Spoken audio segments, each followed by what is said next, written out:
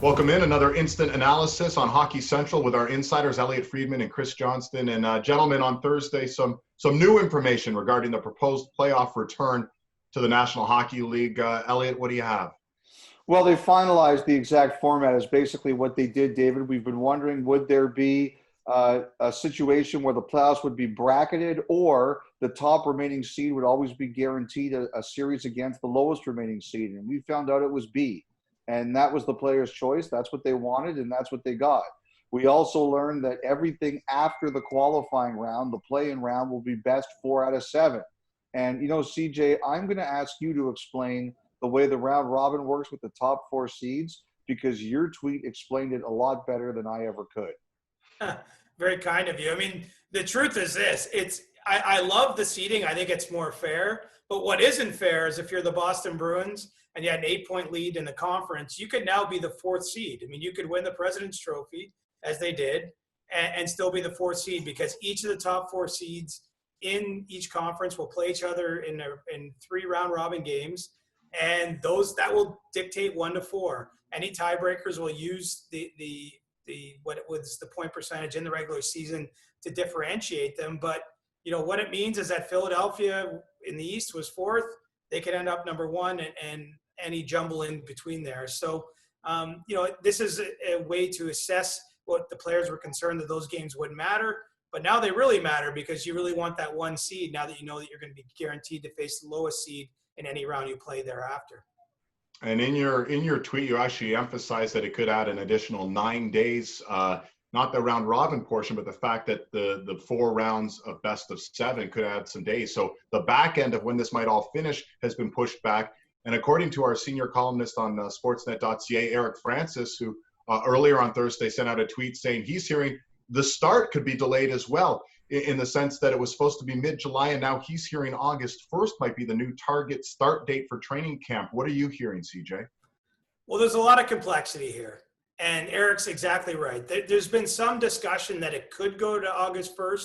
I don't think either side at this point believes that it's destined for that stage. I think they'd like to get training camps open by somewhere near the middle of July, but we've seen a number of dates during this process slide backwards. So I think that's definitely within the realm of possibility.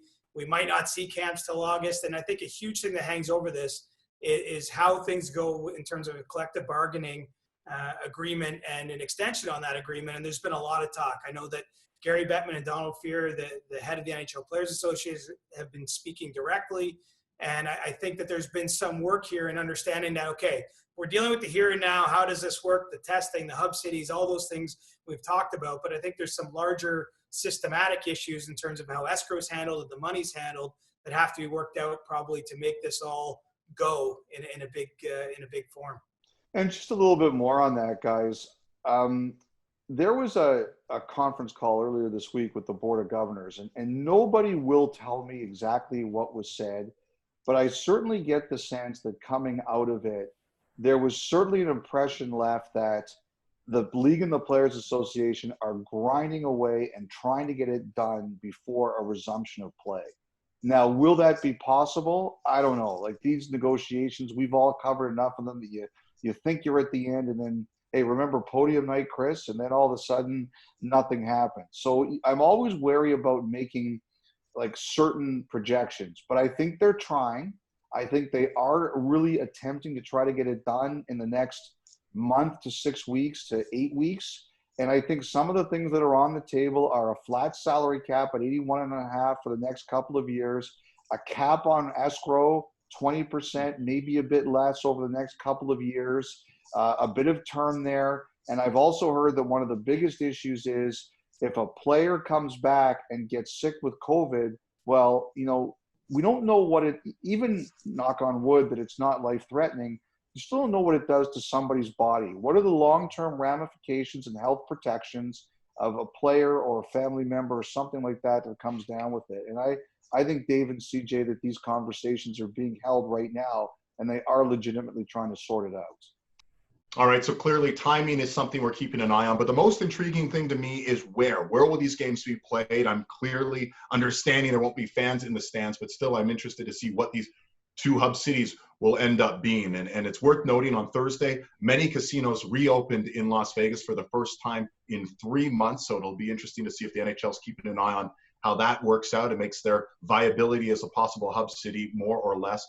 And one of the other 10 possible hub cities that were mentioned by Commissioner Bettman was Minneapolis-St. Paul. And we know that's a city that remains in turmoil following the murder of George Floyd. And I wonder if that negates them as far as getting them maybe crossed off the list as a possible hub city. What update can you give us, CJ?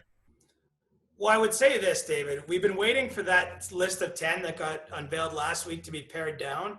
If anything, I've heard it might have expanded, and that Winnipeg may at least now be among the cities being looked upon, in large part due to the fact that the COVID-19 spread in that city is pretty much negligible. In fact, they've had certain days in the last week here with 0 new cases. And so, while we're looking for more clarity, more paring down, I'm not sure we've got there. It's probably expanded. And, I guess this highlights it. I mean, look, Vegas opens the casinos. Let's see what happens with the COVID spread there in the next 2 weeks.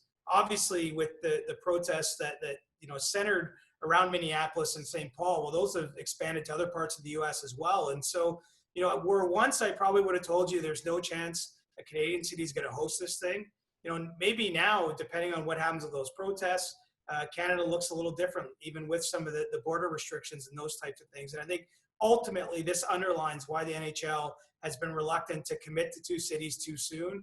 I think they want to have the most available information, and they're still probably, I would say, a week and a half to 2 weeks from finalizing those 2 cities. I think the other thing, too, to mention is that we had a positive COVID test in the National Hockey League in Pittsburgh today. Mm-hmm. And even though the Penguins said the player was not based there, it just reminds you of how unpredictable all of this is. And the league has made it very clear that one positive test would not necessarily shut down a team from coming back. And if you've been watching the Bundesliga and all the testing over there, they are isolating people. But it just shows us, it's such an unpredictable time, and things change almost minute to minute. Truth today isn't the truth tomorrow, one of Mike Babcock's favorite sayings. That's right. So yeah, a lot to be determined, gentlemen, a lot to be considered. We know the infrastructure of whatever the hub cities will have. That's a key part of the situation, wanting to make sure they have all the resources in place to occupy 12 different teams and everything that's needed there, as well the health restrictions that might knock possible city out of contention. Remember, there's all these protests, and there's thoughts in the medical community that there could be a peak in cases 2 weeks from now based on those protests. We will wait and see. Great to have you guys around for some instant analysis. Thanks so much to our insiders, Elliotte Friedman and Chris Johnston.